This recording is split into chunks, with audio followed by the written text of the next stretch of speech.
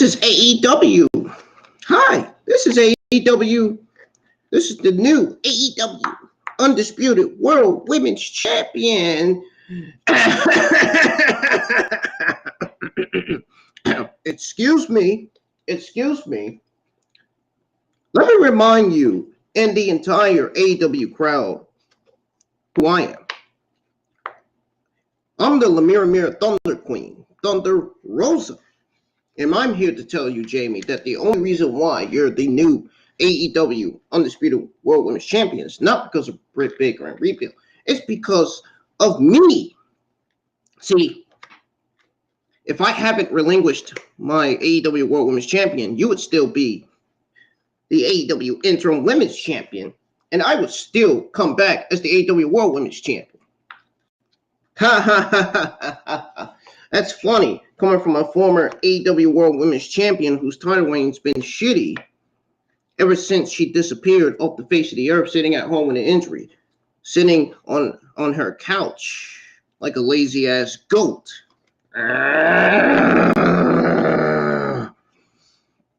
You're going to regret saying what you just said. Because when I come back,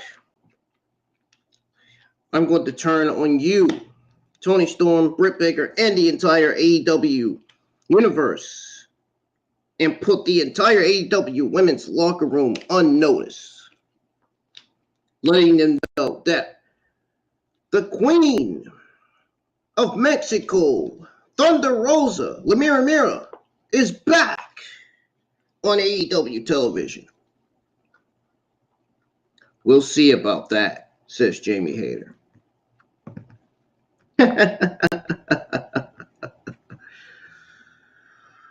Oh, man. Ladies and gentlemen, I'm IWN, man. This is your AEW Dynamite November 25th, 2022 review. If you guys are new to the channel, man, hit that subscribe button, turn on that bell for all notifications. You can also follow me on Facebook and Instagram. Also add me on Snapchat. The links to all my accounts are in the description below. And I just want to say thank you to everybody who is just now joining the live chat. This week's episode of Dynamite was really good. It was not that bad at all. It was not that bad at all. Now, on the heels of AEW Full Gear, the wrestling world had one question. One specific question. I said it in the description. I'm going to say it here. Why, William Regal? Why? Now, one note here. One note here. One thing that I want to note here is that the admitted villain revealed the motivations behind both his betrayal of Jon Moxley and why he assisted MJF in winning the AEW World Championship on this week's Dynamite. And speaking of this week, Rampage is supposed to be airing at 4:00 p.m. I will be live with the AEW Rampage review. I'm going to try to make this review quick, and I'm going to try to give you guys your dirty AEW Friday afternoon news really quick too. So yes, I'm giving you guys your AEW, your WWE and AEW Friday afternoon news right after your Dynamite review here this afternoon. Now, the reason why I pushed my Dynamite review to Friday is because I took 2 days off of YouTube. And I took 2 days off of YouTube for a lot of reasons. For a lot of reasons that I don't want to explain. That I'm not in the mood to explain.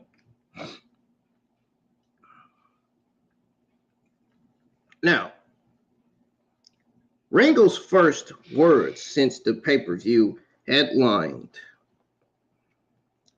a broadcast that always basically, featured match number 2 in the best of 7 series for the AEW Trios Championships between the Elite and Death Triangle. How would the Chicago audience greet Kenny Omega and the Young Bucks following their controversial last few months. Now, what did Regal have to say? What else went down on the post Full Gear broadcast?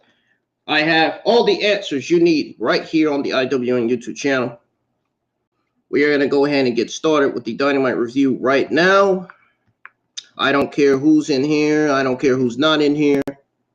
I'm going to start the Dynamite review anyway. I can start it without the audience. I could start it without anybody being here in the live chat. Sometimes I need audience. Sometimes I don't. Sometimes I need myself.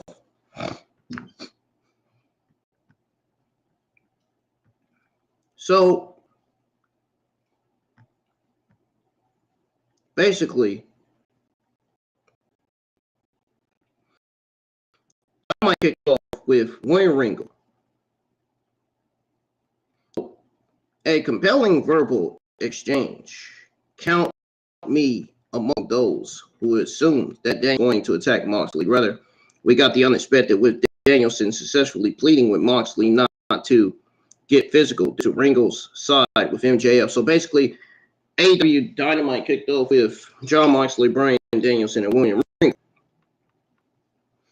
But perhaps that will occur next week when MJF makes his first appearance on Dynamite as the AEW World Champion. Either way, all three men did a really nice job with their respective roles in this tense.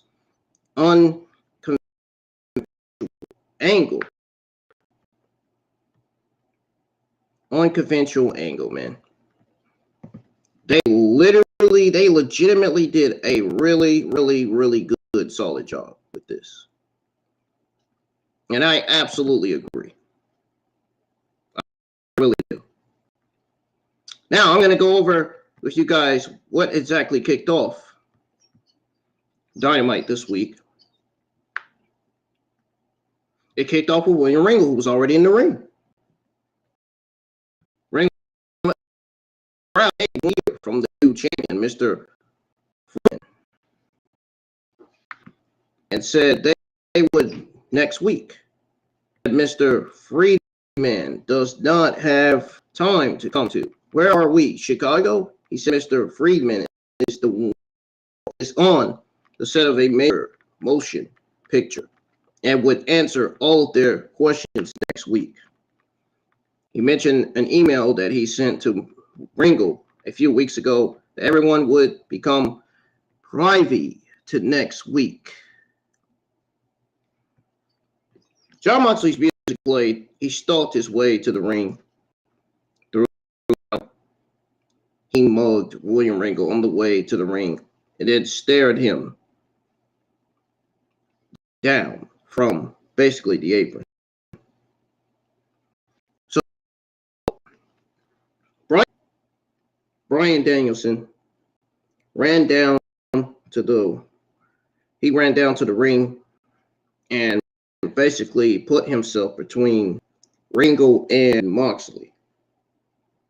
Now, guys, I'm just now back from 2 days taking a break from YouTube.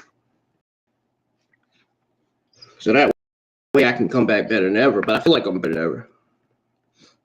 I'm gonna go over this review fast. I'm not gonna go slow. I feel like I'm going slow because probably the reason why I'm going slow because I have 8-9, but I'm not going slow. I'm going fast because I want to be live at AEW Rampage on time.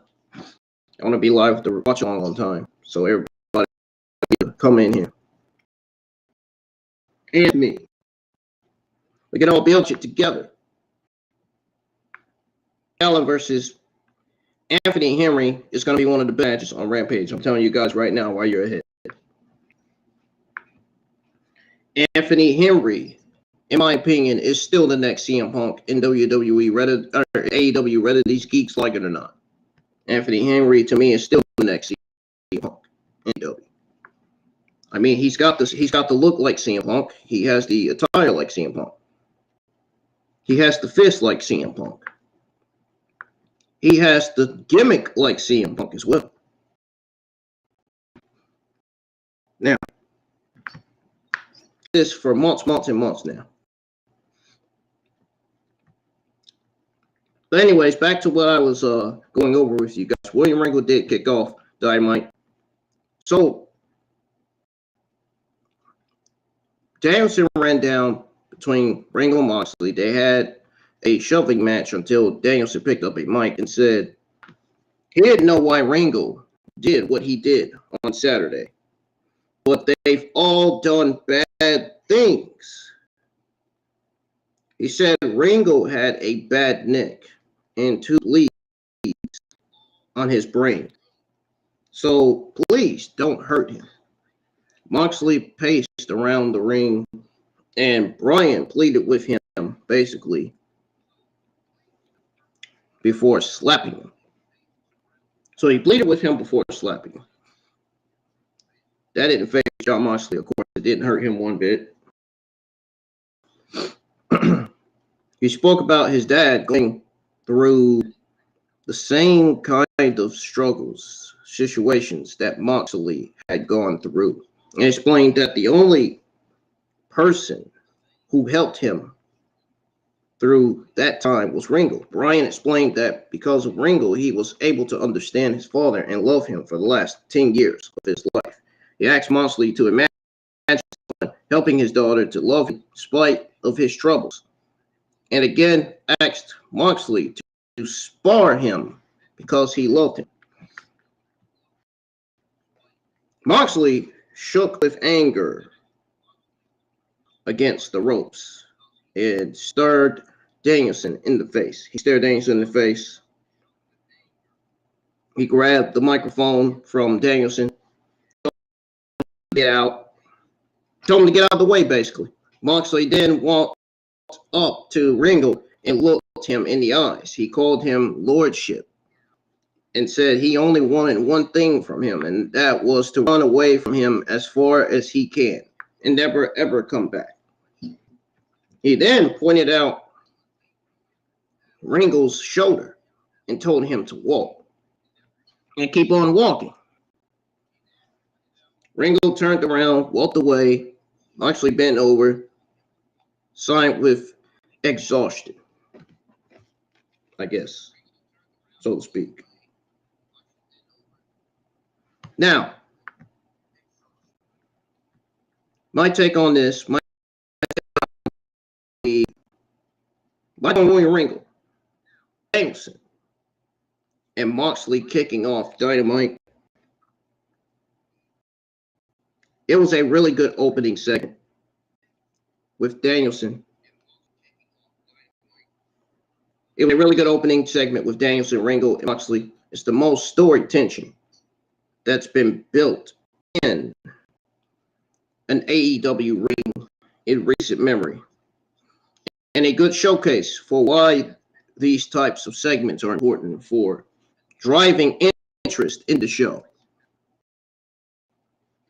The crowd was unhappy about MJF not being present, basically. And they were obviously about it, and it made the focus performances from Danielson and Moxley even more impressive given what they had to fight through dealing with the crowd. Now, we got Ishii versus Jericho. That was plugged for later. Orange Cassidy versus Jagger came up. It was up next. Asked Keith Lee where he stood with Swerve struggling. Before he could speak, Swerve approached Lee and told him to use his words wisely. Swerve covered the camera and told him they should talk. Back in the arena, Jack Hager made his entrance with Daniel Garcia, Matt Menard, and Angelo Parker. Orange Cassidy followed with Rocky, Tramparetta, and Chuck Taylor. So we got Orange Cassidy versus Jake Hager. Orange Cassidy versus Jake Hager. Cassidy landed some light kicks to start, but Hager quickly blew him off and took him down with a lariat. Cassidy knocked off Hager's hat when he sent Hager into the turnbuckle. He then sent Hager to ringside and teased putting the hat on. But Garcia prevented him from putting it on. Cassidy dove on Hager at ringside while still holding the hat, and Hager actually caught him and slammed him into the ring post. He put his hat back on. Hager tossed Cassidy to the floor, where he was caught by Taylor and Beretta. Cassidy took out Bernard and Parker on the floor and then landed a stun dog, millionaire, and DDT on Hager in the ring for a 2 count. Cassidy sold his back after being in a bear hug from Hager during the break. He set up for the orange punch. Hager avoided it, landed a Uranage near fall. After putting his hat back on, Hager applied an ankle lock. Cassidy stole his hat off, and Hager broke the hold. Yes, he broke the hold. Cassidy then landed an orange punch and rolled up Hager for the win. And that was pretty much it. So that was the first match that kicked off Dynamite this week. Cassidy held his back after the match and was tended to by Beretta, Taylor, and Romero. After the match, the Factory, QT Marshall, Aaron Solo, Nick Camarano, Lee Johnson, and Cole Carter made their way out to the ramp. Marshall said that since Cassidy didn't really have a problem giving away all Atlantic title matches, Factory surrounded the ring and the lights went out. Julia Hart stood on the ramp after music played. We got the return of House of Black's Malachi Black, Brody King, and Buddy Matthews. They laid out waste to Cassidy, Best Friends, and Romero. The Factory remained on the apron. They were attacked next. House of Black, all friends in the Factory on the floor. Security and some prelim wrestlers walked out and were dropped on the ramp. Murphy grabbed one of the security guards and handed him to Brody King, who delivered power on the stage. Black then grabbed the microphone and addressed the House of Black and asked them to rise. The lights went black out. It was good to see the House of Black return. Let's hope they have a point this time. It is much more enjoyable for viewers. Cassidy and Hager had a passionable match, but nothing you'll remember tomorrow. Absolutely nothing you guys would remember tomorrow, man. A video package recapped the situation between Jungle Boy and Luchasaurus along with their match at Full Gear. Now, AEW produced one of the greatest AEW pay-per-views of all time, which was Full Gear this year. It's a great pay-per-view, man, full of matches that would invest your time in watching. Ethan Page made his entrance with Stokely Holloway, who had a microphone. He introduced Page as the next AEW World Champion, then handed him the microphone. Page told the crowd that after he beats Ricky Starks, they could join him in the ring and cry. Starks made his entrance with his shoulder and ribs taped up. Yeah, he literally made his way to the ring with his shoulders taped up. Gotta feel bad for Ricky Starks after having taped around his shoulders and everything. We got Ricky Starks versus Ethan Page with Stokely Holloway in the AEW World Title Eliminator Tournament final. Page kicked Starks in the ribs immediately. Then post in the corner on the top rope. He followed with an elbow to shoulder and a punch to the ribs. Page then did some jumping jacks and smiled. Starks then fired back with some strikes and beat down Page in the corner. The referee separated them Page replied with a headbutt to the ribs. He then took over with shoulder charges in the corner. Starks attempted to elevate over Page coming out the corner, but got kicked to the ribs for his trouble. Page then delivered a knee to the ribs and taunted the crowd. The crowd chanted, "Let's go, Ricky," as Page continued to deliver strikes. He then hit the ropes, but Starks actually fired back with a spear. He then rolled to ringside and was unable to capitalize. Page followed him to the outside, landed some punches and kicks on the floor. So then Starks fired back with some punches. In the ring, he attempted a tornado DDT. Page dropped his ribs on the top rope.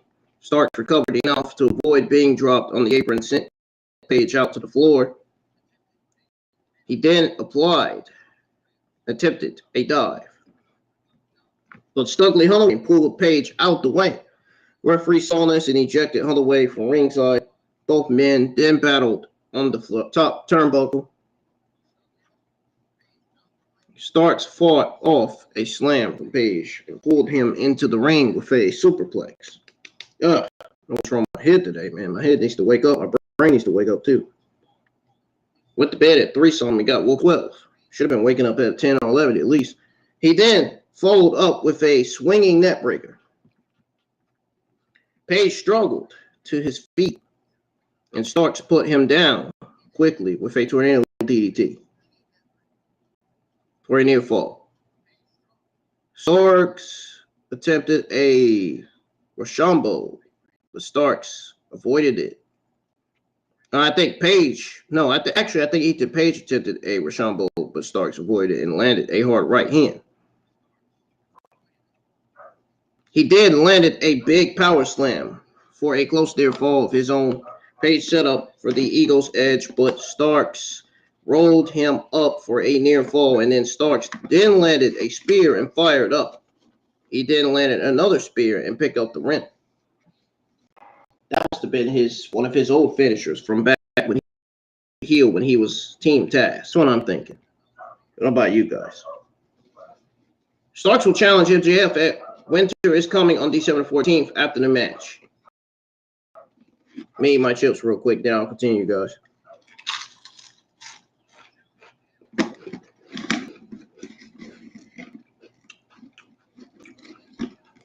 A video package recapped the TNT title change on Wednesday.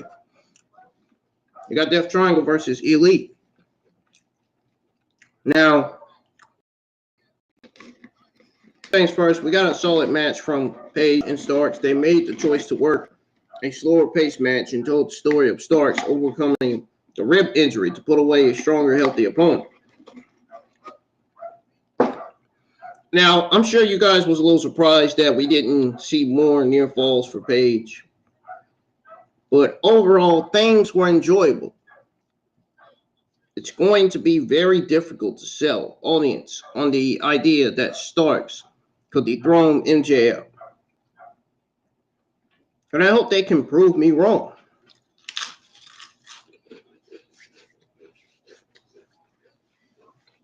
Like, I hope they prove everybody wrong, to be honest.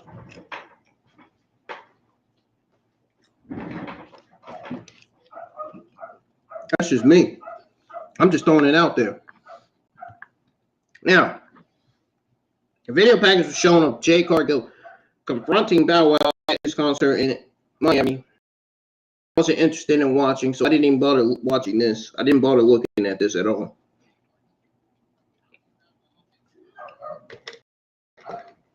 Jay Cargill was interviewed by Renee Young. She called Bow Wow a whack-ass rapper and said Chicago was a whack-ass town, not deserving of her title celebration. Red Velvet was back along with Layla Gray and Kiera Hogan. Cargill called in Mark Sterling to say she had not commented on the Bow Wow situation. Sterling then handed Hogan a piece of paper that said her services would no longer be required with the baddies. The Elite made their entrance to carry on Wayward Son in the arena. They were given a mixed reaction from the Chicago crowd, with more boos than cheers. Death Triangle made their entrance next. Don Callis joined on commentary. Pac wore a face mask to cover his bros. Penta El Zero Miedo. Ray Phoenix and Pac versus Kenny Omega, Matt Jackson, Nick Jackson. In the second match of the best of 7 series for the AEW Trios titles. Omega laid out Ray Phoenix to start the match. Chaos began immediately, and the Elite cleared Penta and Pac from the ring to focus on Phoenix. The action spilled out to the floor. Nick and Matt Jackson delivered apron bombs. You know what I mean by apron bombs? Apron power bombs to Penta and Pac. Omega delivered a sit-out powerbomb to Phoenix in the ring for a near fall. Rapid fire spots continued on the outside. Omega hit the ropes for a dive, but Phoenix popped up and landed a cutter. Phoenix then jumped to the top rope and landed a tornado on the Young Bucks on the floor. Death Triangle delivered a triple dropkick to Omega, followed by a risky business double splash combination for a near fall.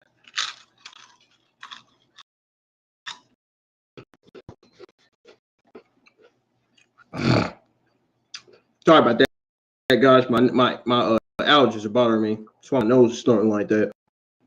Omega landed a kick to Pac's face. And then, which caused him to roll to the floor. Then Jackson then kicked him again. Matt dove on Ray and Pants on the floor. It was hour 2 of Dynamite this Wednesday night, and Nick taunted the crowd with a Randy Savage tribute of sorts. While Pac and Omega battled in the ring, Omega landed a Kutaru Crusher and tagged in Matt Jackson. Kenny Omega bit Pac in the face and was reprimanded by the referee. Pac fired back with a German suplex, and then both teams tagged out. Penta and Nick Jackson tagged in. Both Bucks got in the ring. Penta took them both out with backbreakers and got fired up. Phoenix tagged in and did about 20 things in 10 seconds. There was an impressive double springboard Hurricane Rana on Nick Jackson.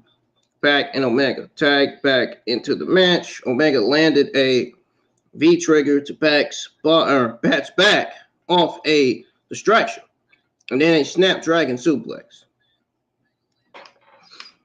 Nick tagged in, and the Bucks pulled the mask off of Pac's arm.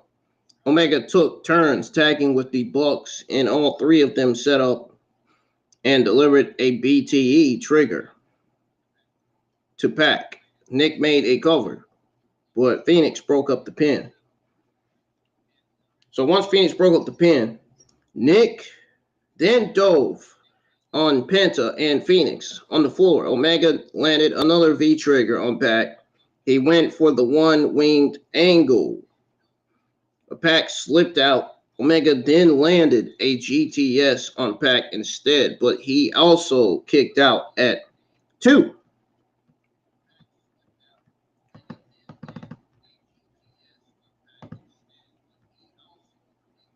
So once he kicked out at 2, Matt Jackson tagged in, and they set up for the Indy Taker. But Phoenix broke it up. He then dove on Nick Jackson and Omega on the floor. Matt landed a low blow on Pac. Matt then pulled out a hammer. So Penta had a hammer of his own and smashed him with it. Pac then covered Matt and got the win. After the match, Phoenix wasn't happy about the tactics again. But Penta seemed happy with himself. These 2 teams will face each other again next week in Indianapolis, which is what I figured. That's why I had the question mark on my title. Will it be 1 and 2 next week? Will the Elite respond? Will they get their first win next week? On next week's episode of Dynamite. Why do you legitimately think I have that question out there in the title? Will it be 1 and 2 next week? Just wondering. Renee stood on the stage to make an announcement. She announced that the AEW management has asked Thunder Rosa to relinquish her championship. Rosa agreed to forfeit her title for the benefit of all the women in AEW. She then welcomed the new AEW Women's Champion, Jamie Hayter. Tony Schiavone lied again and said that Hayter had absolutely earned the title. Renee asked her how it felt to be the undisputed champion, and Britt Baker interrupted and said that the interim was never in their vocabulary. She then told Renee to step aside and let the champion walk to the ring. Baker bigfooting Hayter to take another shot at Thunder Rosa is pretty on brand. The best of 7 match was once again chaos. I personally think they are going to struggle to run together with similarity. Maybe. I don't know. That's just me. Undoubtedly, very over with the live crowd, with the live audience in AEW. However, just a note, this match featured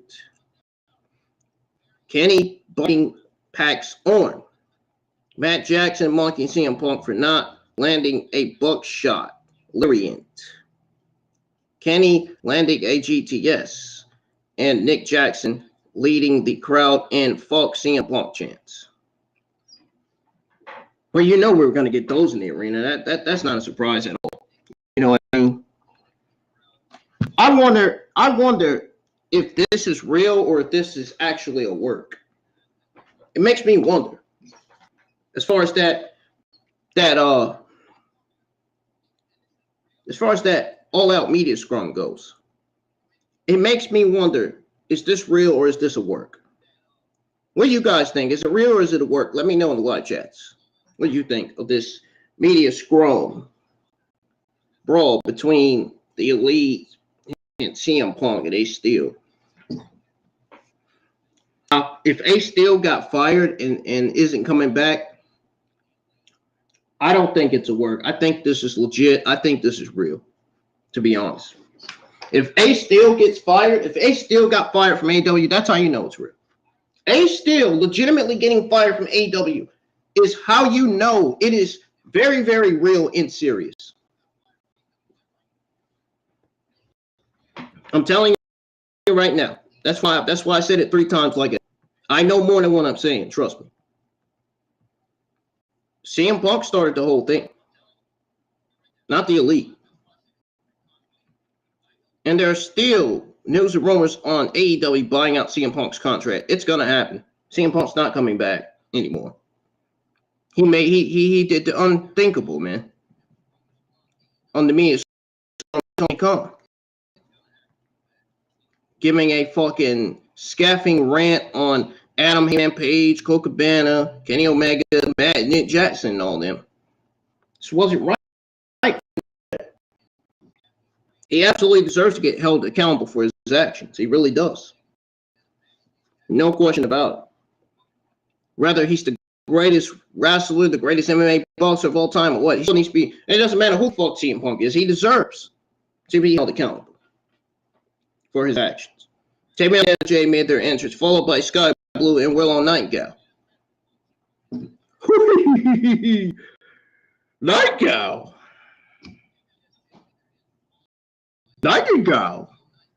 We got Britt Baker and AEW Women's Champion Jamie Hayter with Regal versus Anna Jay, and Tay Mello versus Willow Nightingale and Sky Blue in a 3-way tag team match.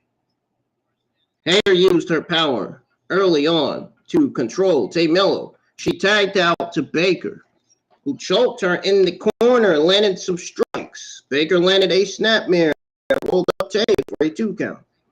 Then Tay fired back with some punches and to end Jay. Baker made a desperation tag to Willow Nightingale, Oh, by the way, also, if you guys are enjoying my review right now, hit the thumbs up. Let's get a lot of likes on the stream, man. No excuses. And subscribe if you do. Yeah, continuing on with the Dynamite review. She entered and splashed both Anna and Tay, followed by a scope slam to Anna Jay. And let's get more views, too, because I'm tired of seeing these. I'm tired of seeing 45, 65 views I'm getting on videos. I'm tired of that. Willow used Sky Blue for an assist splash and covered Anna for a 2 count.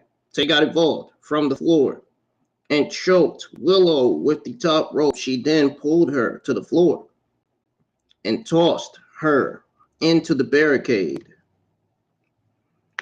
So when she did that, Hager broke up a close near fall on Sky Blue as the show returned.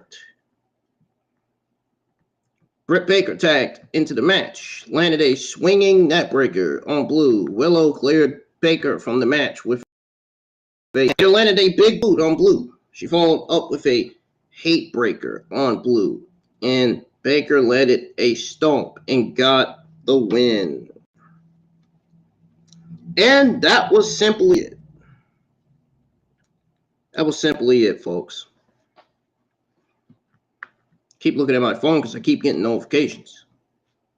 I have to turn my notifications off so people won't distract me from doing my from reviewing wrestling.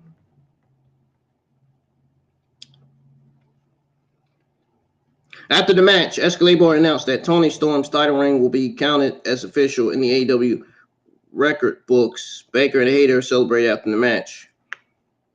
That was one of the best decisions that AEW's ever made. Having Thunder Rosa to relinquish the title, I think it was the right move. The right decision, the right direction going forward. Now, backstage top flight, Darius Martin and Dante Martin and FTR, Dax Harwood, Cash Wheeler were interviewed together by Renee. Harwood told the Martins that he and Wheeler are very impressed with them and told them that they hoped they would take over tag team wrestling in the next decade. Now, Darius thanked them for the nice words and then challenged them to a Ring of Honor tag title match on Friday's Rampage, which is this Friday night, which will be airing at 4 o'clock p.m. I'm going to try to be quick. FTR accepted and the match was booked. In the arena, Billy Gunn and AEW Tag Team Champions, The Acclaim, Matt Caster and Anthony Bowens made their entrance with the usual shit stick, with the usual shit. The usual stuff. Matt Caster raps, and Bowens says, AEW, The Acclaim has arrived, They're shenanigans. Caster talked some smack about Jay Lethal and Satnam Singh. The crowd interrupted into a scissor me dad chant. Bowens said his shoulder felt better. Billy took off his lobster claw tape. They then attempted to scissor each other. Jay Lethal, Satnam Singh, Sanjay Dutt, and Jeff Jarrett interrupted and told them to keep their names out of their mouths. Jarrett called them ass clowns. Billy Gunn got the video cut off and scissored with Anthony Bowens before celebrating with the crowd. Excalibur ran through the Rampage card, as well as MJF. Death Triangle Elite for next week. Jericho versus Ishii was next. Now, as far as the women's tag match goes, it felt completely bolted into this show without any legitimate storytelling happening. Now, my thing is, why not let one of my favorite AEW female stars in AEW Women's Division, Jamie Hayter, cut a long promo and begin the process of planting some real seeds for her obviously upcoming feud with Britt Baker. The Acclaim are still mega over, but I think they need to add some depth to the act. It's very thin. Bobby Cruz made the ring announcers, or should I say, made ring announcements for the main event. Ishii made his entrance first, followed by Chris Jericho. He did not have any seconds with him. Chris Jericho versus Ishii for the Ring of Honor World Championship, which Jericho successfully defended that title. He successfully retained over Ishii. And I'm going to go over my thoughts, my takes on that in a minute, as I go over what went down with this match between the two for that title with you guys that's watching. If anybody is even watching my AEW Dynamite review, which I should have been live with it Wednesday night, but I decided to get my days off from YouTube. Now we're reviewing Dynamite, and now we are at the main event already. See how quick I did? See how quick I went on this review? I told you I wasn't playing when I said I was going to be going quick, because Rampage comes on at 4 p.m., and I want to end the stream so I can have my Rampage watch-along schedule, because in about 3-4 hours, I have to go walk up there to my job so I can go to the bowling alley, so I can ride with my friends to the bowling alley. I got to talk to my mom about that. I haven't told her that yet. Says that Jericho flipped the double bird to Ishii to start the match. Jericho yelled at Ishii in Japan. Basically, in other words, in Japanese is what I'm trying to say, that he was an idiot. And they traded slaps. Ishii got the better of it, gave Jericho a snapmare, then kicked Jericho more strikes. Nah, I'm just playing. Actually kicked Jericho in the spine. Jericho rolled to the floor, eventually returned to ring. Then both men traded strikes. Then Ishii delivered a back suplex. And then Jericho grabbed a headlock. Ishii shoved him off into the ropes. They traded shoulder blocks. Ishii knocked Jericho down. They had another chop battle with neither man getting the better of it at all. The show returned. Both Ishii and Jericho were still chopping each other. Jericho was bleeding from an open wound on his chest. Yes, I've seen that. I noticed that in the match already this Wednesday night when I was live with the AEW Dynamite watch along. Now, yes, Jericho was bleeding with open wounds on his chest. Ishii's hand and face was covered in Jericho's blood, too. Jericho landed a lariat and then several follow-up lariats in the corner. He mounted Ishii in the corner for punches. It was reversed into a powerbomb for a near fall. Both men screamed at each other, and Jericho landed a running forearm that sent Ishii to the apron. Jericho attempted to land a springboard drop kick, but Ishii interrupted it with a forearm shot. Ishii pulled Jericho out the apron. Jericho responded by landing a DDT that sent both men tumbling to the floor. Back in the ring, Ishii landed a German suplex. Jericho replied with one of his own. Jericho landed a second suplex, followed by a lion salt that only got a 1 count. Now, he then landed a cold breaker for a near fall. The camera focused on basically Jericho's bleeding chest as Ishii got to his feet. Ishii stuffed the Julius effect, landed a headbutt that sent Jericho down. He followed up with a sliding lariat for a near fall. Then Jericho recovered, went for the walls of Jericho, yada, yada, yada. He rejected him. Ishii landed a cold breaker of his own and a huge lariat for a close near fall. Ishii went for his brainbuster, but Jericho countered and applied the walls of Jericho. Ishii was trapped in the middle of the ring, but Ishii made the crawl for the ropes. Ishii managed to turn himself, but Jericho turned it into the lion's armor and got the win. Or should I say the lion tamer for the win. Jericho defeated Ishii to retain the AEW, or should I say Ring of Honor World Championship. I can't even get my shit right today. After the match, Jericho went on the stage, pointed at Ian Riccaboni again. Claudio Castagnoli walked up from behind Jericho and decked him to close the show. Now, I'm pretty sure we all came in with pretty low expectations for Jericho and Ishii. It ended up being one of the best matches of the night, or should I say the only best match of the night.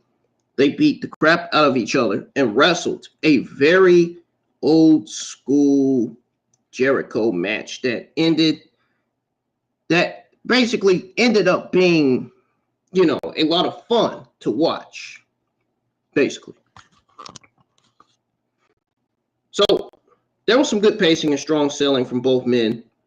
Now, overall, ladies and gentlemen, this show benefited from a strong opening segment and a good closing match. Everything in between was very, very exciting. Everything on this show was great. Now, the triple threat match being filled with jokes aimed at CM Punk didn't really help much. But there are a few people who loved it. But I didn't like it. But I think they are also going to pay it off with Punk returning, which has seemed all but off the table. Completely off the table.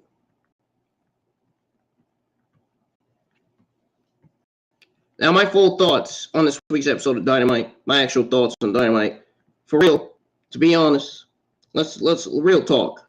Let's get to the serious shit here. Let's be serious here. It was a good post-pay-per-view episode for AEW. MJF wasn't advertised for showing up this Wednesday night. I mean, let's be honest. I just knew.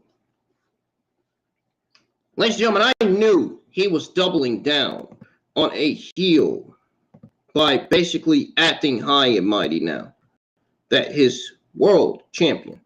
Now that he's world champion, but we got a great segment for Regal as well. Bryan and Moxley. Moxley is understandably pissed from what I was told. And Bryan defending Regal was also great stuff. It isn't necessarily Blackpool Combat Club breaking up so much as Regal defecting to MJF's side. There's just one more nail in the coffin. And they even kept MJF. Never really fired the firm alive. Since Starks won the Eliminator tournament in a great match with Ethan Page, MJF versus Starks is going to be great stuff. And this whole MJF era is going to be a lot of fun. I don't know why they got the firm on TV. I mean, in my honest opinion, they have been absolutely terribly used and booked like dog shit the last few weeks on television. If AEW doesn't have anything else to do with them, they need to have the firm break up. I think it's time for the firm to break up. If they don't have anything else for them to do. And if they can't use them on television correctly and book them on television correctly.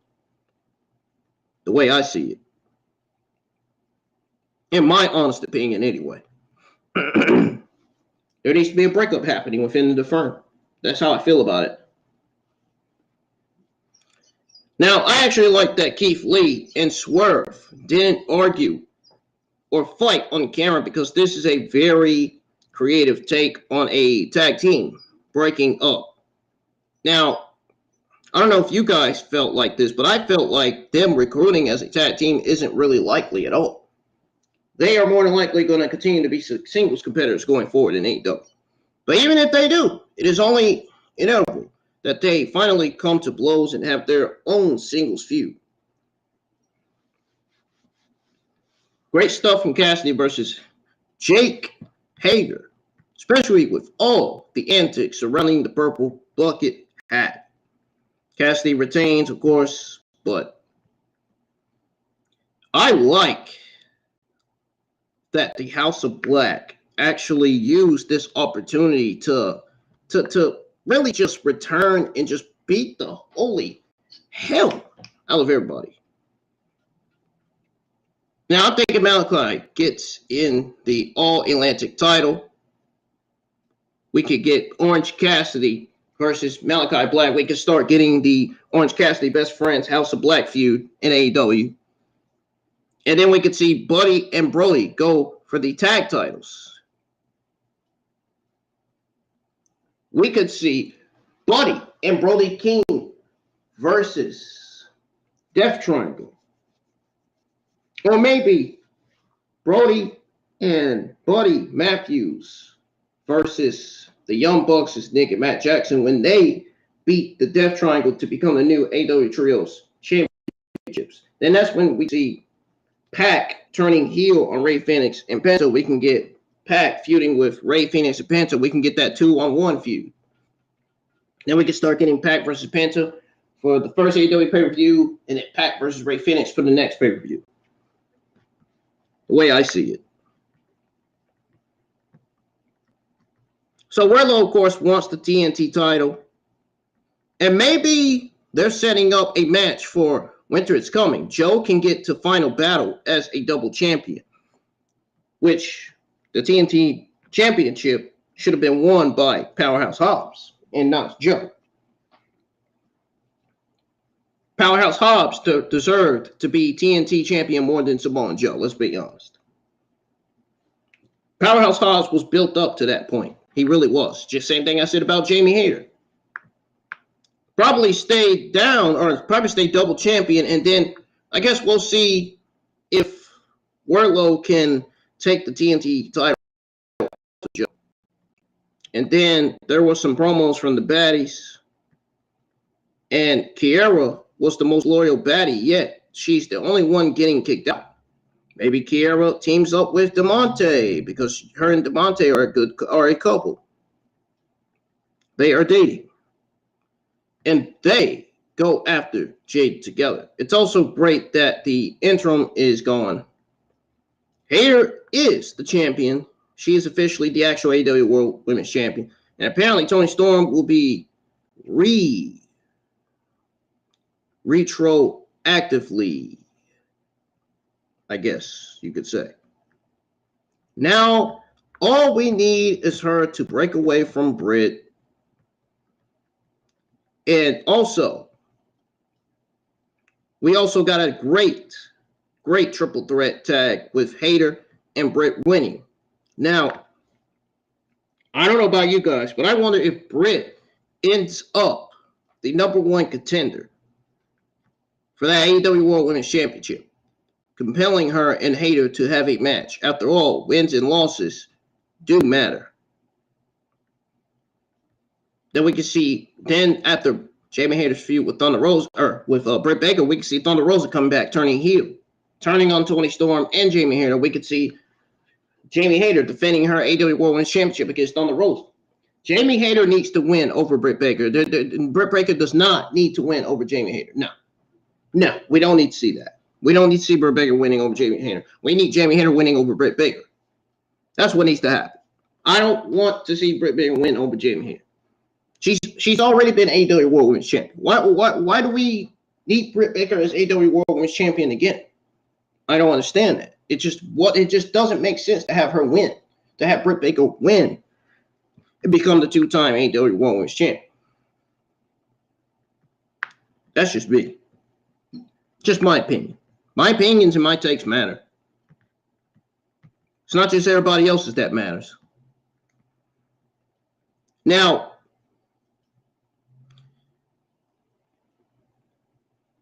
like I said, I do wonder if Britt Baker ends up the #1 contender, compelling her and Hayter to a match. After all, wins and losses do matter. Though, it really doesn't explain Lito and Jarrett calling out the Acclaim like they're like really up next or something. I don't know. Jarrett and Lito lost to Sting and Darby Allin. It should be Sting and Darby Allin up next, except that not even AEW does face versus face or heel versus heels because that dynamic makes no sense. That's why. We don't need to see babyface versus babyface, heel versus heel. It should be babyface versus heel or heel versus babyface. It shouldn't be no babyface versus babyface, heel versus heel. For example, it should be a heel tag team versus a babyface tag team, babyface tag team versus heel tag team. Not no heel versus heel tag team, babyface versus babyface tag team. That dynamic, none of those dynamics make no sense. Besides babyface versus heel versus babyface, heel tag team versus babyface tag team versus heel tag team. Those are the things that make sense. Now we got Top Flight versus FTR. I don't know why we got that match. I mean, they're both baby faces. See what I mean? This shitty babyface versus babyface booking. I didn't like the booking. Because you have two baby faces going against each other. It would make more sense for FTR to defend their titles against teams like Luchasaurus and Christian. Teams like, I don't know, Khan and Toa, the Gates of Agony. Teams like, I don't know, the Factory. We could have got FTR versus Luchasaurus and Christian or the Factory instead of FTR versus Top Flight. That's the way I fucking feel about it. I mean, they're both babyfaces. We shouldn't be seeing babyfaces going up against babyfaces in AEW or WWE, period. That just doesn't make sense to me. Even though, despite the dynamic doesn't make sense, Top Flight versus FTR was a good match. And I think FTR wins, and then they could set up something for Final Battle. Still expecting it to be the Ass Boys, Austin Gunn and Colton Gunn. They have been getting at FTR so much that it just makes sense. Get rid of the firm. They need to break up the firm, seriously. They really do. And JD was absolutely correct when he says they need to break up the firm. The firm's been complete garbage. They really need to break them up. They are complete garbage. We don't need to be seeing Ethan Page aligned with Lee Moriarty, Will Marcy, and all them. Ethan Page is capable of being by himself. He's more like a singles competitor guy. Same with Lee Moriarty. He's more like a singles competitor as well. Now, Will Marcy and the Guns, they're more like tag team competitors. They shouldn't be. That's what I'm saying. Why do we have the firm on TV? Break them up. The Trios Championship Best of 7 match was awesome stuff. Also, what a wild moment, because check this out, guys. Fans were loud for both sides of the Punk argument. Dude, fans were so loud, I about wanted to put my headsets on and listen to music until the fans stopped being loud. Most of Chicago was pro-Punk, but there was still a vocal minority saying F CM Punk. The Elite added on by trolling Punk with mocking how Punk himself hurt himself doing the buckshot and whatnot. To be surprised, to many people's surprise, to the entire community's surprise, the Elite didn't win this one. Now, either it was because Penta used a hammer, or it just seemed all of Death Triangle going to have to come in terms with heel tactics if the team is to stick together. As for the Elite, they may have to keep an eye on those hammers. Now I'm thinking the Elite makes a comeback no later than Winter is Coming.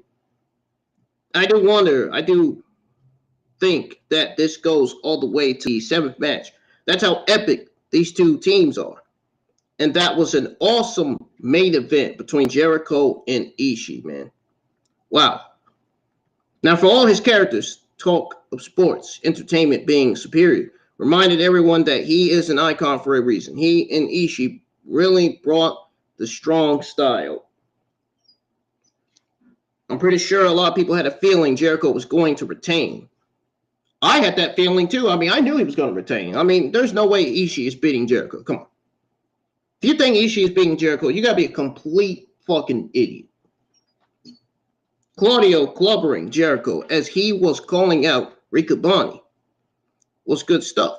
Clearly, Claudio versus Jericho is happening at Final Battle, and that, ladies and gentlemen, could be an epic match on that level of this main event. Now, you honestly can't be sure who else AEW can bring in for Jericho to face. I mean, you just legitimately can't see Jericho losing the title just yet. Maybe the Jericho Appreciation Society will bring a list of former Ring of Honor champions to face again. That's just me. Ladies and gentlemen, that's going to do it for your AEW Dynamite November 25th, 2022 reviews. You guys enjoyed it. Hit the thumbs up. Let's get a lot of likes on the stream minimum. No complaining, no excuses. Stop lacking on hitting the like buttons on the streams. Every week when I'm live, when I watch ones and reviews, I suspect everybody to hit the like button on the streams, and I don't never see them. I haven't seen them. Ever since I got 1.3 quadrillion views on my Extreme Rules watch along and my NXT watch alongs. I haven't been seeing a lot of likes from people, so please hit that like button. Your likes, as well as your comments, and your overwhelming support for my YouTube channel helps out the channel, helps out the live streams, helps out the videos, helps me out, most importantly, in many ways possible. Like I said, I hope you guys enjoyed the review, man. Don't forget to follow me on Instagram, add me on Facebook and Snapchat and all that stuff. And don't forget the links to my accounts in the description below. Ladies and gentlemen, I will be right back. I'm going to take a 4 or 5 minute break just because I deserve it. So don't go anywhere. But once we come back, I'm going to go over your WWE and AEW Friday afternoon news real quick, and then I'm going to end the stream and get my AEW Rampage thumbnail started real fast, so I can have Rampage scheduled, because it's supposed to go on at 4 p.m. So I'll be right back. I'll be back in 5 minutes. Don't go anywhere.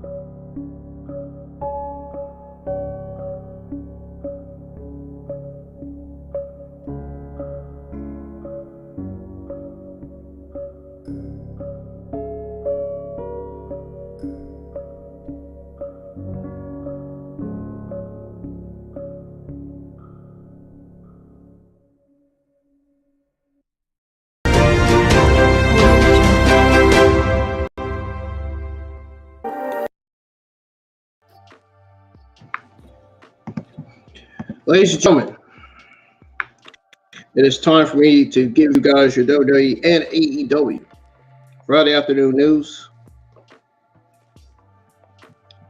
We're gonna start off with your WWE Friday afternoon news on Carl Anderson. So apparently, Carl Anderson is planning more dates with New Japan Pro Wrestling while under WWE contract. Now, Sean Ross Sapp reported behind Fightful's paywall that this situation was unconventional, but Carl Anderson and Luke Gallows will be permitted to make a trip to New Japan Pro Wrestling while under WWE contracts. The plan is for Anderson to work out dates with WWE and advanced storylines. It's also noted that this upcoming date in December won't be Carl Anderson's only appearance for New Japan Pro Wrestling while under WWE contract. There are also plans penciled in for him to make the Tokyo Doom show for Wrestle Kingdom 17.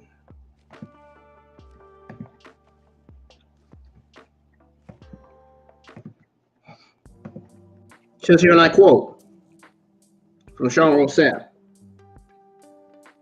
"Those that we spoke to say that the plan is still for Anderson to work more dates behind his title defense in December, noting that he's always been penciled in and planning to work the Tokyo Doom show. He and Gallows had committed to working these dates even before they left Impact Wrestling. Nobody gives a shit about Impact. Nobody watches Impact. We all know that." End quote. This would be a huge deal if it happens, because that would turn Wrestle Kingdom 17 into a true forbidden door. They would have wrestlers from AEW, WWE, Stardom, Ring of Honor, and New Japan Pro Wrestling all on the same show if this deal goes through. I will keep checking back with my sources, Ringside News, for more information, guys, on this right here on Carl Anderson and Luke Gallows and their New Japan Pro Wrestling dates and all that stuff. What's y'all's take on this story? Please let me know in the live chat, please. I really appreciate it. Sorry I moved the webcam. That was an accident. That was a mistake. I ended up hitting it. So, I got your WWE news on Aaliyah. So there is some actual exclusive answers as to why WWE is keeping Aaliyah off of television. Yes, folks, there's some answers to why they're keeping Aaliyah off television. It says here, Aaliyah spent over half a decade in NXT, and she finally received her main roster call-up under Vince McMahon's regime, or should I say, under Vince McMahon's regime. She had a couple little pushes on television, but Aaliyah has been absent in recent memory. There is a good reason for that. Now, Ringside News, my only sources in the entire IWC community, asked around about Aaliyah's status. The former Breaking Ground star is injured, as training hard for her comeback. She has also not withheld her injuries in the past. She is now cleared to return, but there is no sign of her on TV. They were told by a tenured member of the creative team that Aaliyah is off television because she's not figured into Survivor Series. It was explained to them that since she isn't in any storylines, they are keeping her off TV since they didn't want to feed her to someone to go over on her. There is one spot left in the women's Survivor Series War Games match, but it won't be Aaliyah. her longtime fans may be disappointed that Aaliyah isn't on television, but at least they aren't putting the former Robert Stone brand member in the ring just to beat her. We'll have to see what the cards hold for Aaliyah in WWE after they get past Survivor Series War Games. She isn't factored into plans for the premium live event, so the thinking is that she is better off waiting for a better opportunity to gain some television time.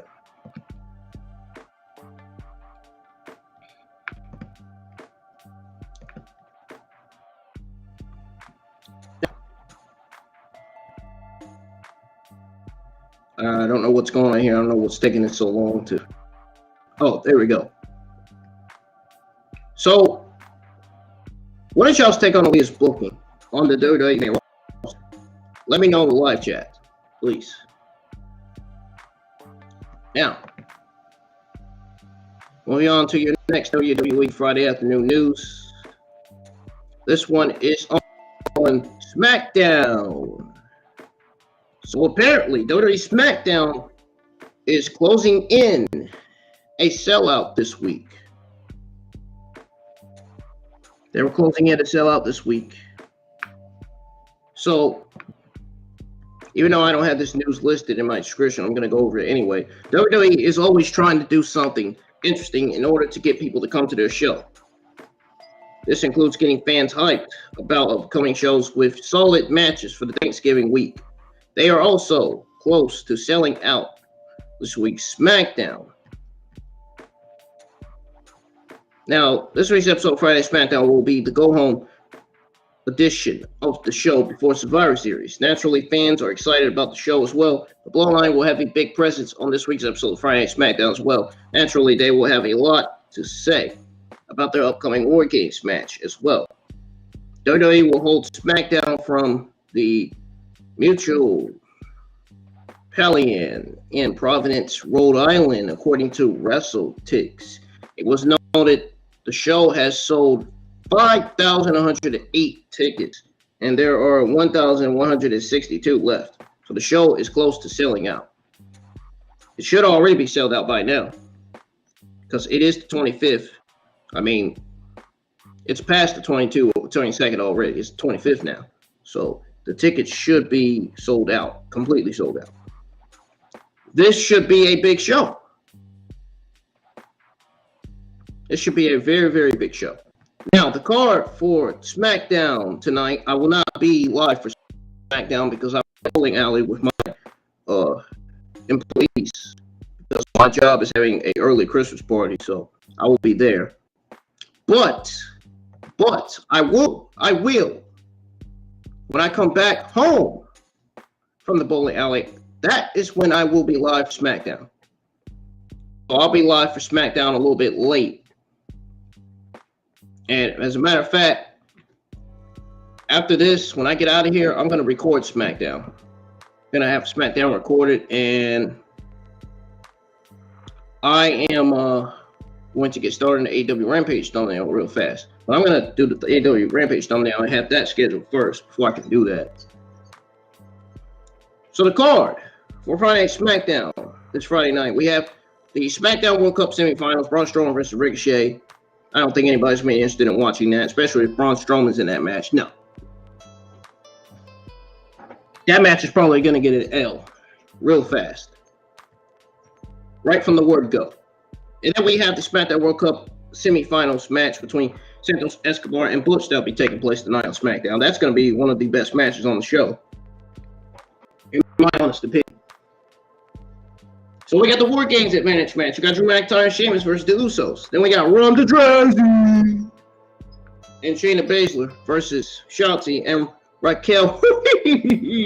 Smiling Raquel Rodriguez. You guys excited about SmackDown? Let me know.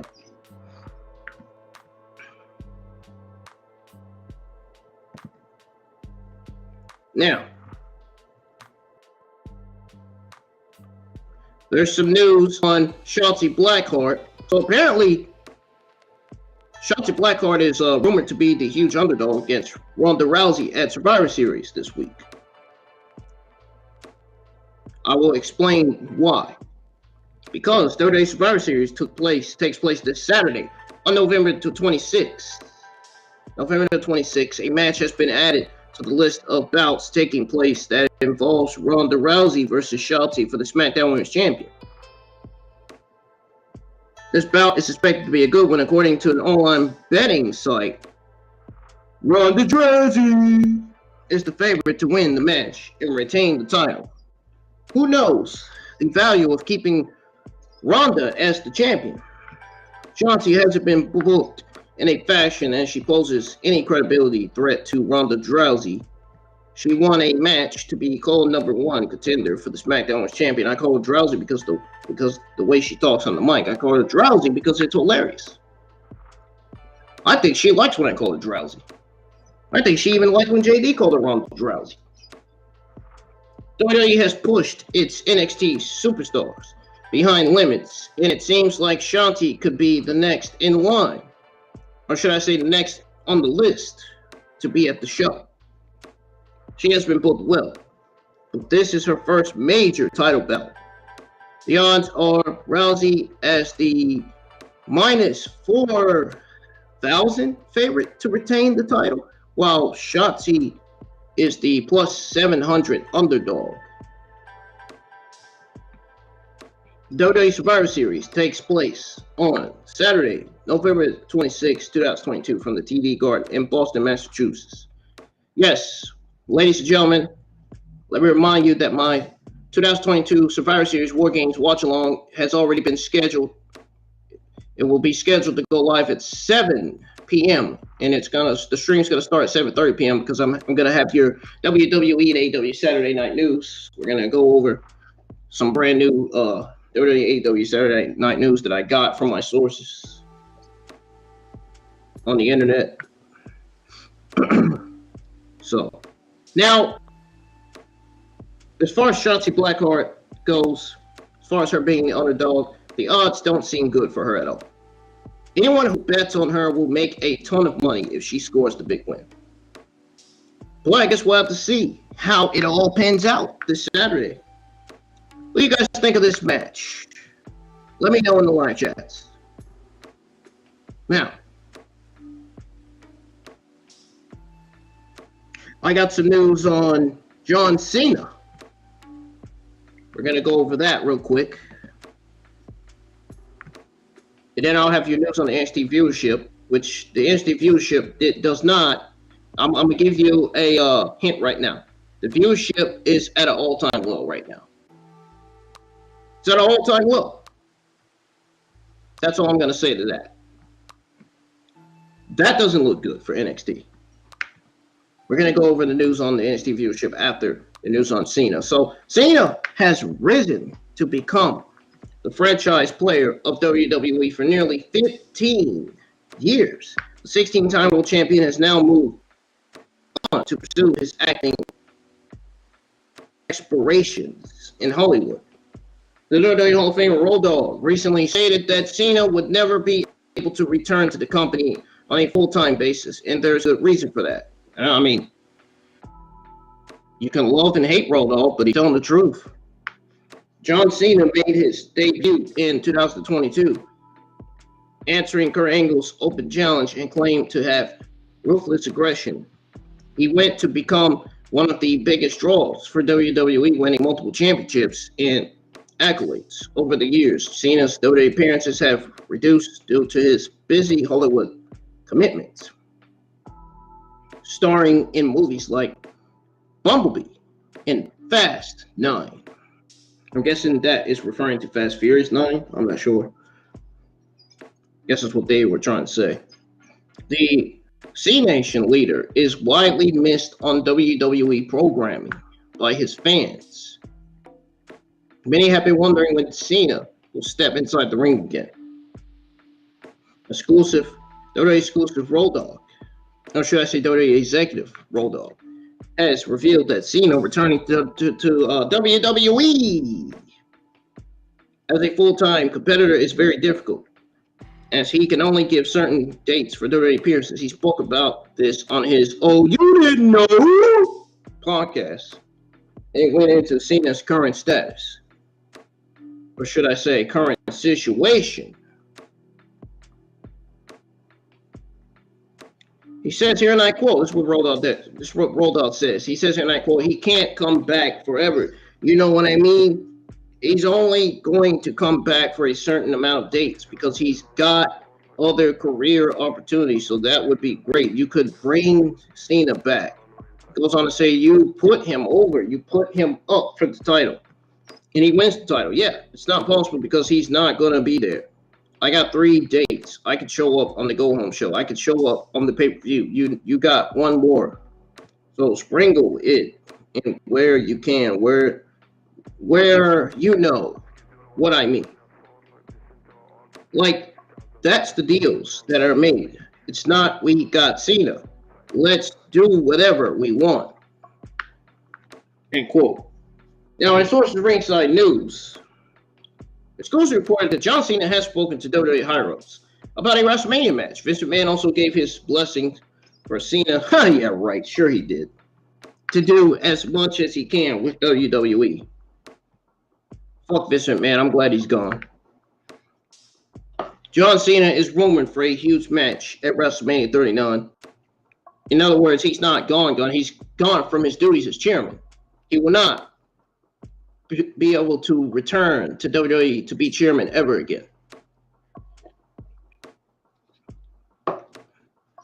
I took a drink off of that one because that is very, very true. True statement. John Cena is rumored for a huge match at WrestleMania 39. It's set to take place in Hollywood. The face that runs the place is speculated to battle Austin Theory or Logan Paul at the grandest stage of them all. I hope it's Gunther, to be honest. I don't want to see Cena versus Logan Paul. I'm just saying. I don't know why we need Logan Paul at WrestleMania 39. I mean, he's not even a real wrestler. I don't care. I don't give a damn if he signed a WWE contract. I don't give a damn if he's great in everyone's eyes or not. He's not a wrestler. He's a celebrity. He's not an actual pro wrestler.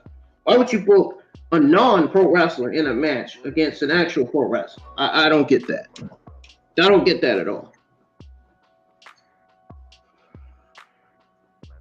I think we are getting Cena versus Gunther for the Intercontinental Championship.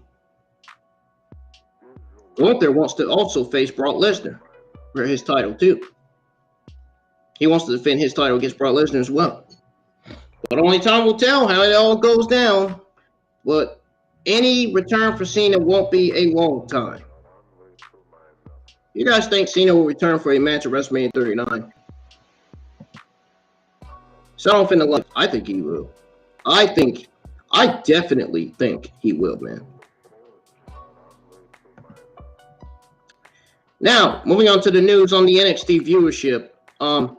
Yeah, you might want to not tune in for this. What you're about to hear is about to be upsetting and disappointing.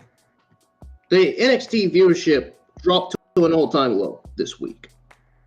Once again, WWE's NXT promised a big episode this week with 2 title matches, and the show ended with a big return. How did the viewership turn out? According to WrestleNomics, the November 22nd episode of WWE NXT brought in an overnight average of 624,000 viewers with a .12 and 1849 demographic. WWE NXT's November the 15th episode brought in an overnight audience of 663,000 viewers with a .17 and 1849 demographic. The November the 8th episode of NXT brought in 664,000 viewers with a .15 and 19 and 49 demographic. The November the 1st episode of NXT brought in a 670,000 viewers with a .13 and 1849 demographic. October the 25th episode of NXT brought in an average viewership of 716,000 fans with a .15 and 1849 demographic.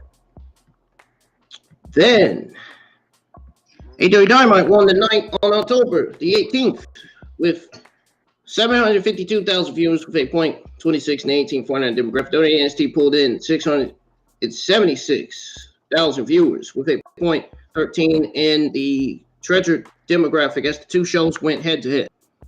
The October 11th episode of NXT brought in an overnight average of 737,000 viewers with a .15 and 1849 demographic. October 4th episode of NXT brought in an overnight average of 625,000 viewers with a .13 and 1849 demographic. I guess we'll have to see how NXT continues on when it comes to viewership. The NXT 2.0 change obviously hasn't broken any good records. What is y'all's take on this story? Now, I got some news on The Rock. Yes, folks, I have some news on The Rock. You can't make that shit up. Now, apparently, there's some news on The Rock's current WWE Royal Rumble status.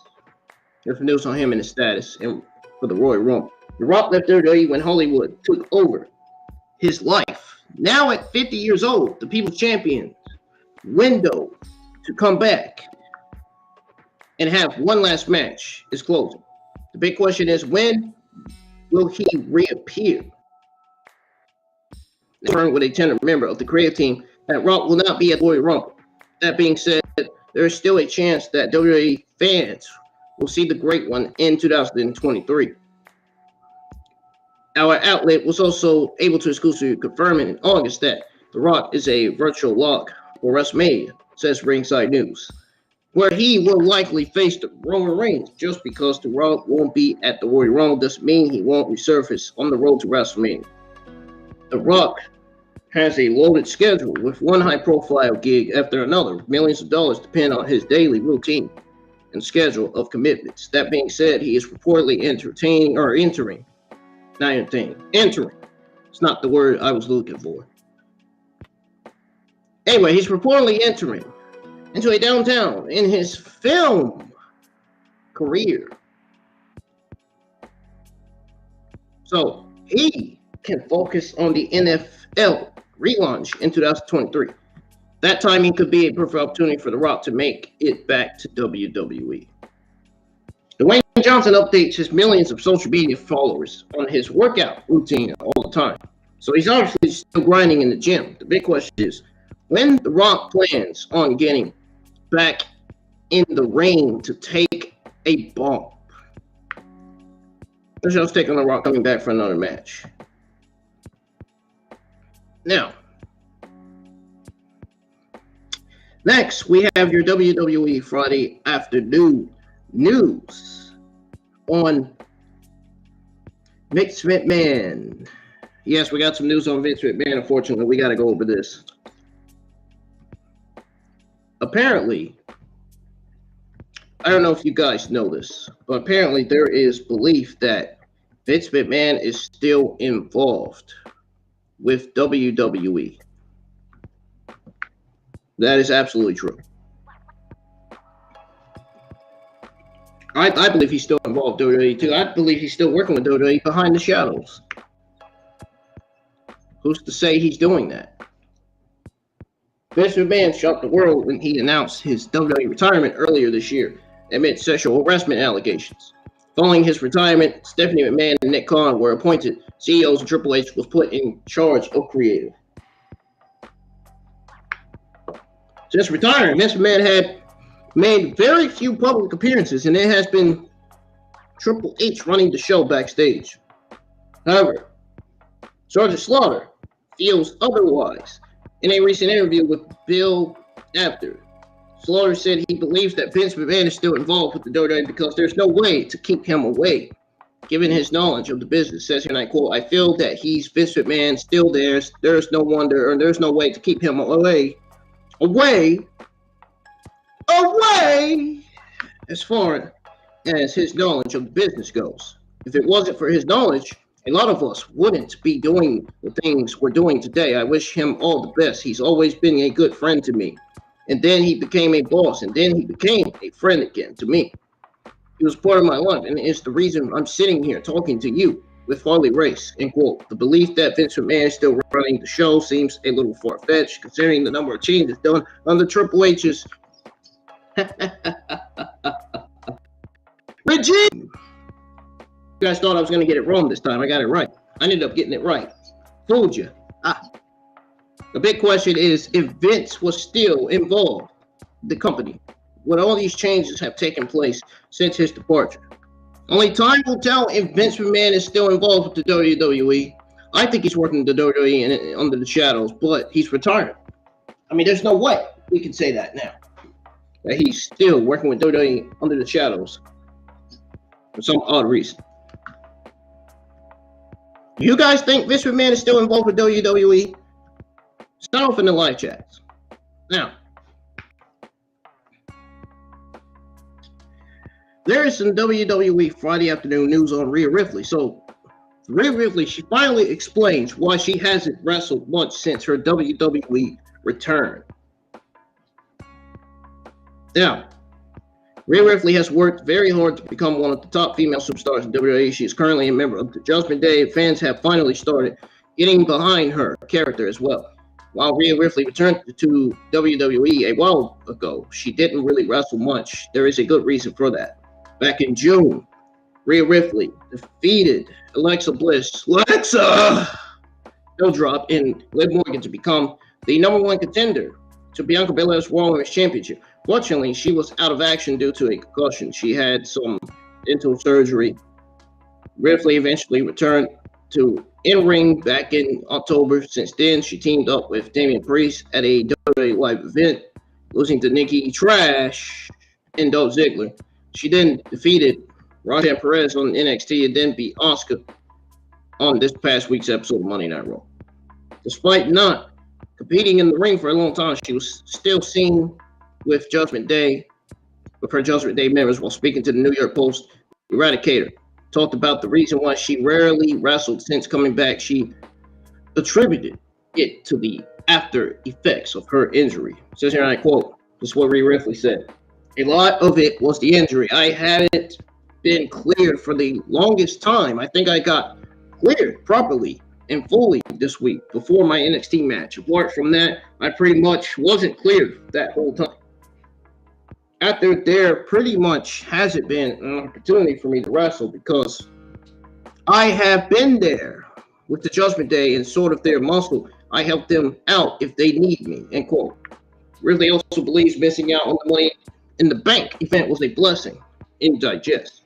Rhea Ripley will also be part of the Women's War Games match at Survivor Series on November 26th. So it remains to be seen whether her team will win the match or not. Do you guys like Rhea Ripley? Let me know in the live chats. Ladies and gentlemen, your last WWE Friday afternoon news we have is on WWE Money in the Bank. So apparently, WWE is not making Money in the Bank booking plans yet. WWE has a lot of things going on and booking decisions need to be made. With WrestleMania coming up, those plans might be coming together, but they still have a long way to go before Money in the Bank rolls around. Sean Sapp reported behind Fighters paywall to squash a rumor going around about Money in the Bank. It was reported that while such a thing isn't impossible, there are no current plans to mix the Money in the Bank event. There is also a rumor going around about LA Knight being penciled in to win the Money in the Bank briefcase. According to this report, WWE isn't thinking that far out just yet. Says here, and I quote, this is what Sean Sapp said, Fighters paywall. In addition, there was a rumor that LA Knight was already penciled in to win Money in the Bank next year. One source they asked took particular exception with that, saying, I like LA Knight, and we don't even have definitive plans across the board for months down the line, much less next year's Money in the Bank. If we wanted it on him so bad, it wouldn't have been hard to take theories to put on him. I've never heard him discuss the same conversation as Money in the Bank. Not that it could happen, because he's a great performer, but it's not discussed, end quote. We'll have to see what the WWE landscape looks like a year from now. LA Knight has a lot of promises But there are no current plans for anyone to win the 2023 Money in the Bank match just yet. Y'all stake on this story? Come on, let me know. Don't be nervous. That's going to do it for your WWE Friday afternoon news. Now we're going to go over your AEW Friday afternoon news here. And we're going to start it with the AEW Friday afternoon news on Marina Shafir. The terrible Marina Shafir, should I say. Because all she does is the same old shit, same old moves in the ring every week. Which doesn't surprise me at all. Safe to say, Ronda Strong needs to train his wife. Something, man. But she is terrible in the ring. I'm not going to lie to you. Marina Shafir reveals why she signed a contract with AEW. Marina Shafir was one of the brightest talents in the world of MMA. She started competing as a mixed martial artist in 2012, translated into the world of professional wrestling. Getting her journey into WWE, she later made her presence known in AEW. She now has revealed the details of her current status with the company. Marina Shafir, alongside Corin, Jasmine, Duke, signed with WWE in 2018, was featured alongside Shayna Baszler. Shafir was later released from her contract in 2021. The foreign MMA fighter would then journey to AEW, making her debut on AEW Dark in December 2021 in a losing effort to Chris Statlander. There has been speculation regarding Marina Shafir's current status with AEW. Marina appeared on Renee's podcast called The Sessions this week, talking about her current schedule, and she mentioned that she did ink a deal with AEW. Says here, and I quote, before I signed with AEW, I was doing indie shows here and there. But then the schedule just got crazy because then I got signed and I was like, oh fuck, I'm spending no time with my family, end quote. Marina Shafir also addressed Renee Young's question on why the mega match between WWE's and MMA's four horsewomen was never discussed. Then she goes on to say, there are egos at play. I learned that there are too many elfin cooks in the kitchen sometimes, in more ways than one. It is currently unknown for how many years Marina Shafir is under contract with AEW, or if that arrangement precludes her from competing for other promotions. Marina Shafir's first major match in the company came in June 2022 on an episode of AEW Dynamite where she lost to Thunder Rosa in a title match for the AEW World Women's Championship. No, Marina Shafir is not becoming champion in AEW. No. Given how terrible she is in the ring. No way. I'm sorry. There's some news on Toni Storm. She shows off her nasty face injury after AEW Full Gear. So, she did make her way to AEW after a disappointing run with the WWE. She had a solid run as the AEW Interwomen's Champion, but that saw it end at Full Gear. The Toni Storm geeks are still crying. Get over it. Her title reign was already come to an end. Deal with it. She also showed off her nasty wounds after the event. Toni Storm defended her interim AEW Women's Championship against Jamie Hager at Full Gear. Storm lost the match despite her best efforts. During the match, Storm was hit in the face with an elbow that busted open her nose. Storm recently took to Instagram stories and showed off a nasty photo of her broken nose. I'm not going to show it because it's very, very disturbing. Jamie Hager is now that AEW Interim Women's Champion. Only time will tell if Toni Storm will get her rematch. But it seems like she might need a few days to heal for their last encounter. Now, why would she be getting a rematch when she just lost the title? I don't get it. I don't get this logic. She lost the title. She needs to move on. She doesn't need to be asking for a rematch unless they're putting her in that match. I don't know why they would do that. We'll have to wait and see if Toni Storm will be out of action for a long time or not. Regardless, hopefully Toni Storm recovers from her injury. Hopefully she'll come back better than ever and healthy. Do you guys like Toni Storm as the champion? Now, there's news on Tony Khan. He believes Wardlow could be the future of pro wrestling. Wardlow is defiantly one of the more popular homegrown stars in AEW. He was the TNT champion for a long time and became a fan favorite. In fact, Tony Khan also sees big things in Wardlow. Wardlow has beaten numerous stars in AEW so far. Due to his near limitless potential, many believe that he is currently destined for greatness.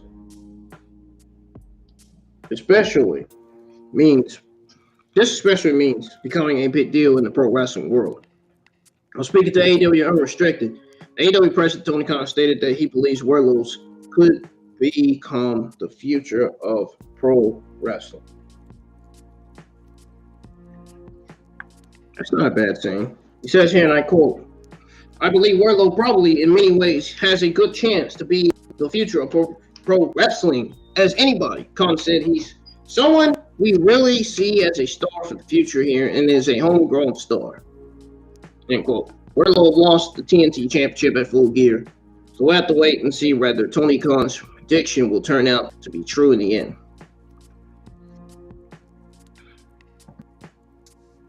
Now, Saraya, some news on her. She reveals who helped her out with promos in AEW. Well, guess what? It turns out to be once again Renee.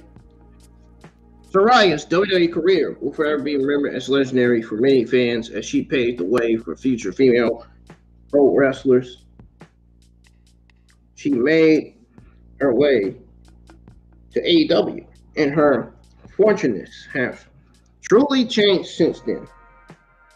This includes her work with Renee. In fact, her friend Renee still helps her out in many ways. See, I told you guys. Told you it was her. IWN right again. Saraya's debut promo in AEW received a lot of criticism for good reason. However, she truly found her footing with her second promo prior to AEW Full Gear. Now, speaking on AEW Unrestricted, that was the same thing Wardlow did. I'm speaking on AEW Unrestricted with Aubrey Edwards and Tony Schiavone. Saraya revealed that Renee helped her out with promos.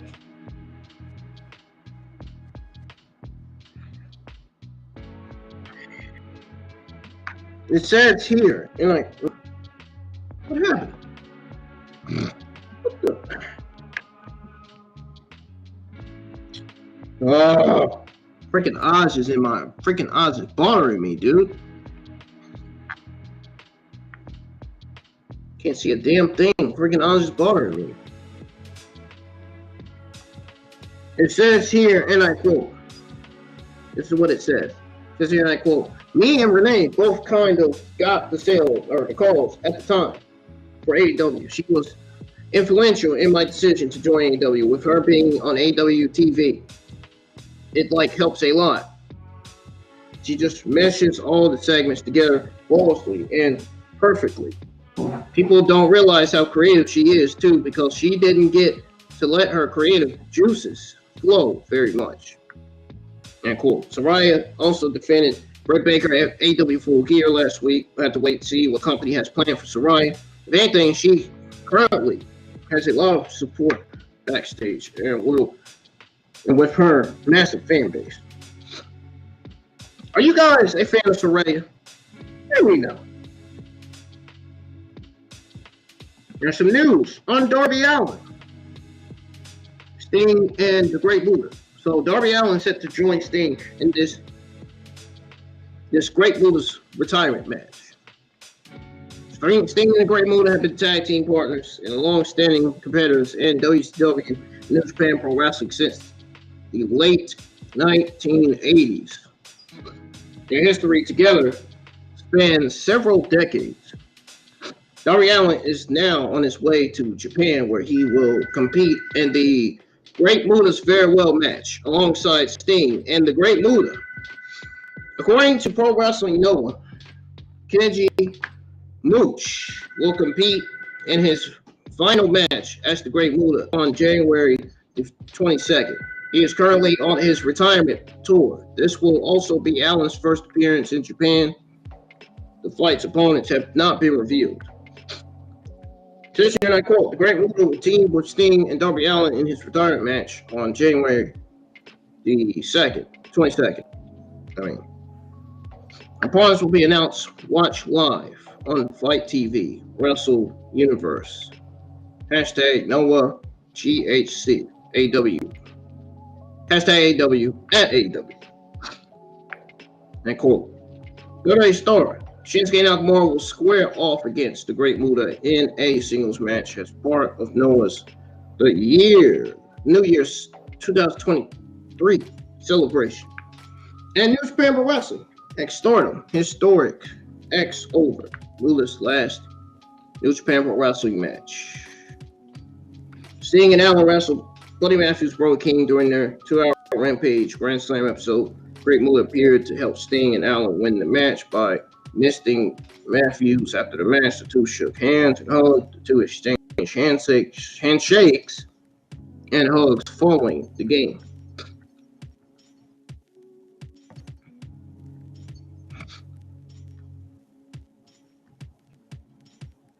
All right, moving on to your next AEW Tuesday afternoon news. This one is on Dustin Rhodes. Dustin Rhodes apparently needs surgeries before he can wrestle again. While speaking on a recent episode of Talk is Jericho podcast, Dustin Rhodes admitted that he was thinking about retirement. However, he also revealed that he will need a couple of surgeries in order to be as healthy as possible to get, to get back in the ring for a final match. Yes, guys, I'm cutting. All right, calling on my other thing here. Get Rampage pulled up so I can have it paused, so that way I won't miss it. He also revealed that he will need a couple of surgeries in order to be as healthy as possible to get back in the ring for a final match. It says here, like, well, I look at Ric Flair. His supposed last match. I don't want to do that. Rhodes told Chris Jericho. So as long as I can get out the business and still walk, because I do need a couple of knee replacements, that's fine. I'll get the knee replacements. I'll be fine. I'll be able to walk around. But I just remember getting in the business and seeing a couple of the old timers on walkers in wheelchairs. I'm like, I don't want to get to that point. I don't want to get to that point. And quote, Dustin Rhodes wrestled his last match on the August 29th episode of AEW Rampage when he successfully challenged Claudio Castagnoli for the Ring of Honor World Championship. Given his age and his injury status, it is likely that we will see him back in the ring anytime soon.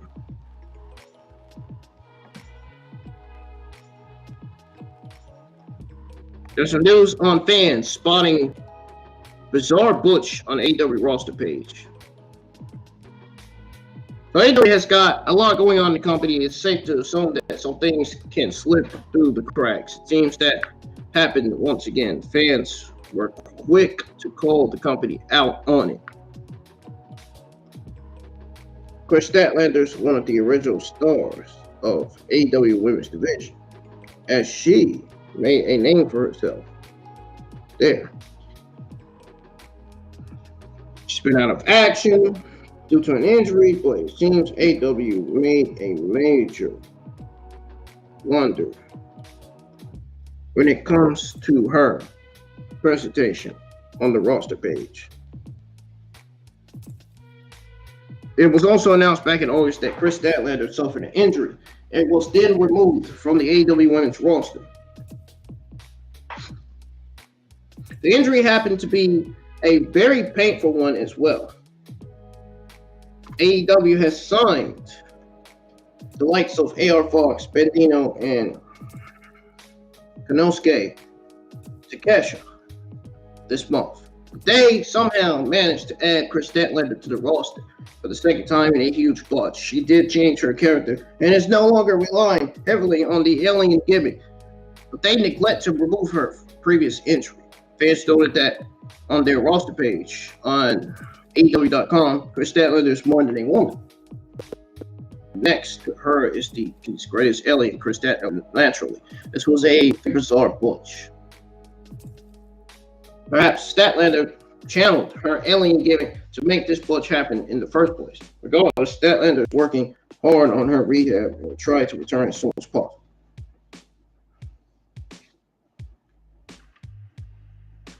So, are you guys a Chris Statlander fan? Let me know. And there's some news on the AEW Fight Forever game footage. So apparently Jon Moxley was featured in that footage. And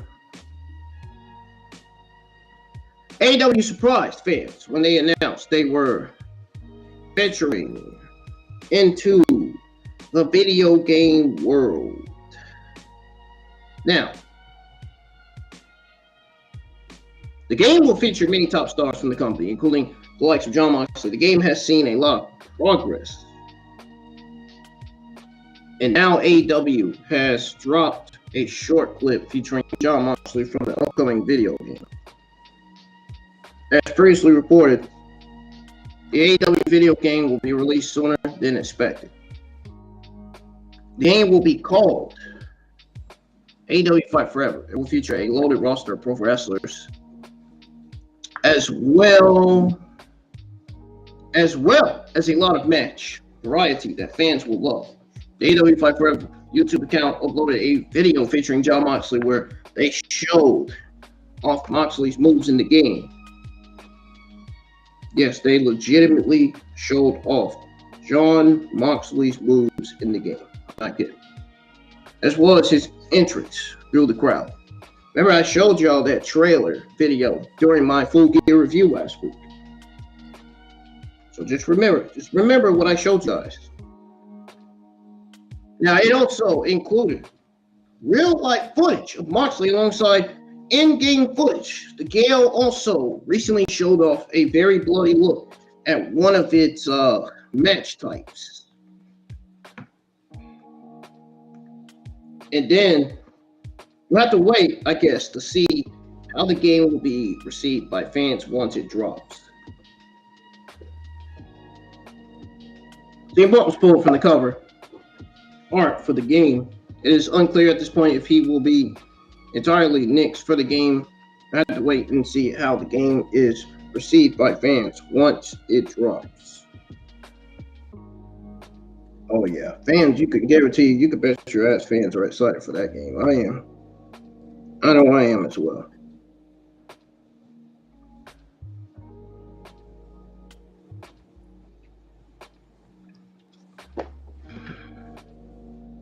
Now, what do you guys think of this trailer that I showed you guys on the Full Gear review last week? The trailer of Jungle Boy, Darby Allin, and what do you guys think of that? Let me know.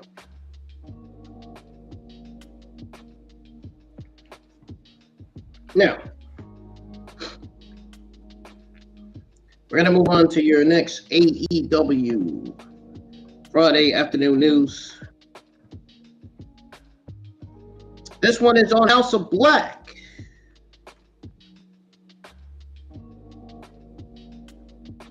This one is on House of Black, guys.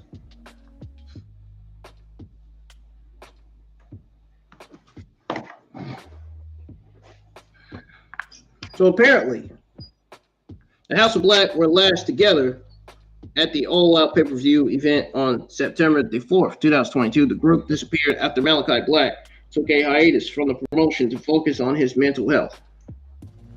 Tonight, the group finally returned to AEW.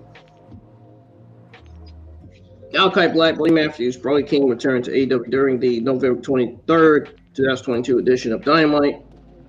The House of Black made their presence known during Best Friends segment with the Factory. The lights went dark. Julia Hart was shown on the stage. The lights went dark again. Black, Matthews, and King appeared on the ring apron. The House of Black then targeted everybody in sight. The Factory members quickly dispersed from the ring as the two destroyed the rest of the people in their path.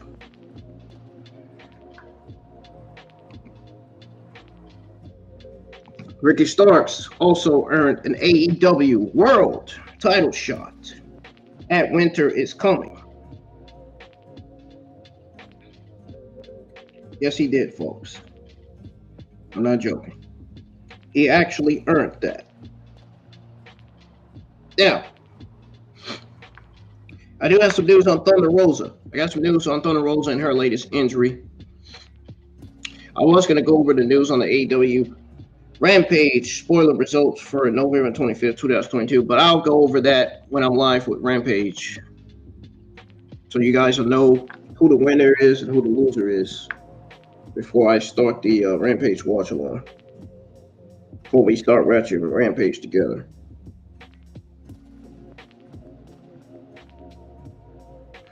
But anyways, there's some news on Thunder Rosa's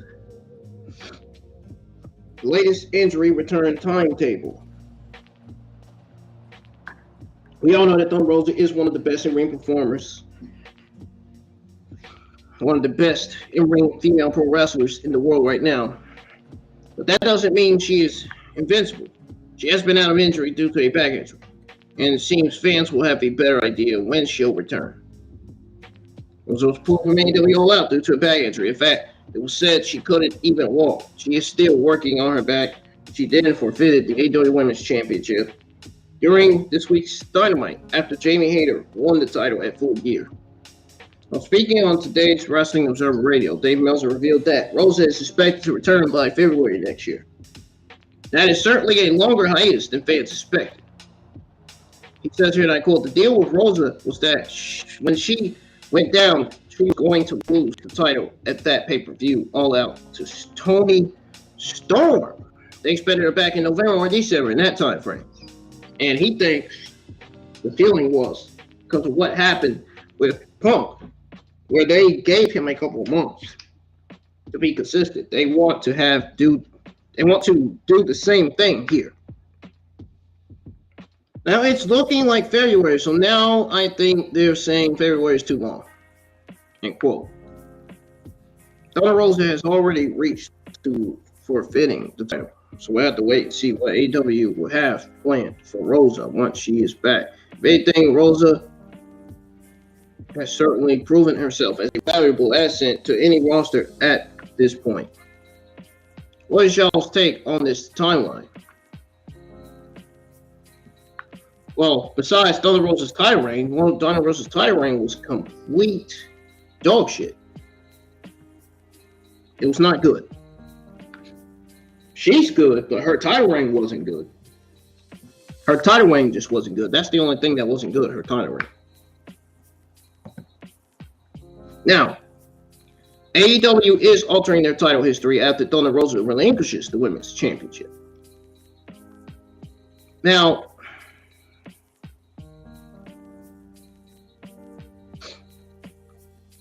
Thunder Rosa did win her first AEW Women's Championship at Dynamite, St. Patrick's Day. Since winning the title, she was a fighting champion and has successfully defended her title against numerous opponents, such as Nyla Rose, Toni Storm, and Jamie Hager.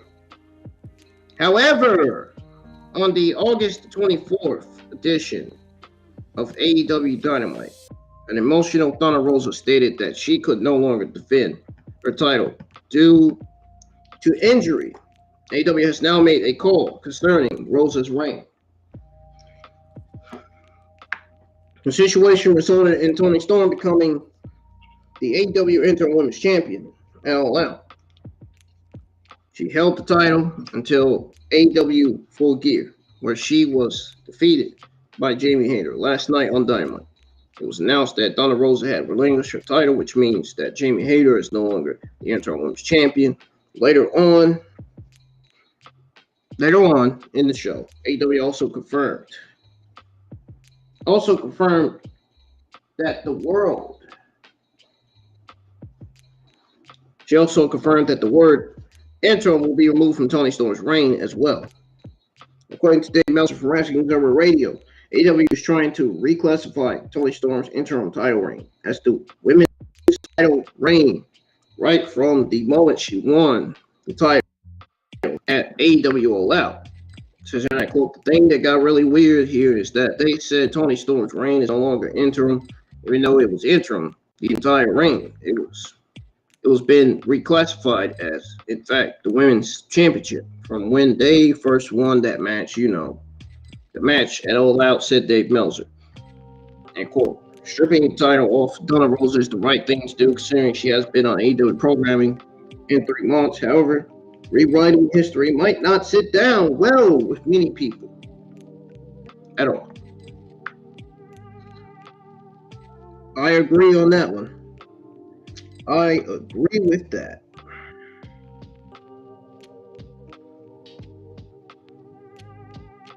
All right, some news on Scorpio Sky. Yes, folks, there's some news on Scorpio Sky, but we're going to go over the news on PAC first. Death Triangle defeated the AEW Trios Tag Team titles against the Elite at AEW Full Gear. In the end, Death Triangle defeated the Elite at the event to retain their titles. This sparked a best out of 7 series that we are still seeing play out.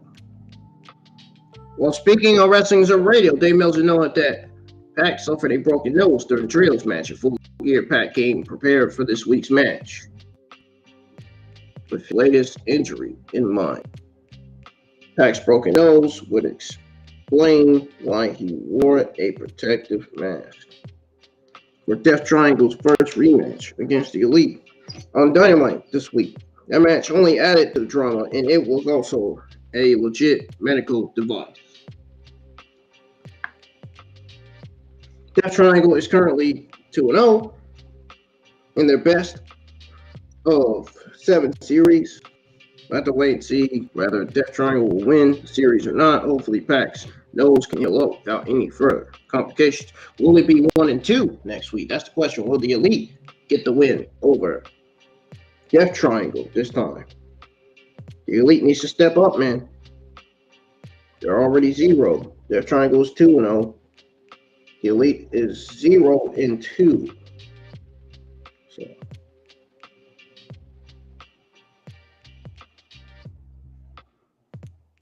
what's y'all's take on PAC's injury? Sound off in the line chat, please. Now we can give out the news on Scorpio Sky. Scorpio Sky is cleared for in-ring return after injury, finally. Scorpio Sky is considered one of the most gifted in-ring competitors in all of AEW. He also held the TNT title for a decade length of time, dropping to Wardlow. Sky previously suffered a back injury in June, but is now fully cleared for an in-ring return. Sky had suffered a knee injury prior to his street fight against Wardlow on the July 6th episode of AEW Dynamite. Now, where he dropped the title, the TNT title. Sky remained absent from AEW television. Since then, according to Fightful's paywall, Scorpio Sky has been cleared to wrestle for quite some time now and is ready to make his return to the squared circle whenever AEW has something planned for him. It also reported that Sky was at another episode of Dynamite over the summer and filmed content. That content never aired in the end. Have to wait to see whether AEW will have plans for Sky once he returns. And your last AEW Friday afternoon news for November 5th, 2022 is news on Dante Martin. Apparently, Dante Martin is doing fine after recent injury scare.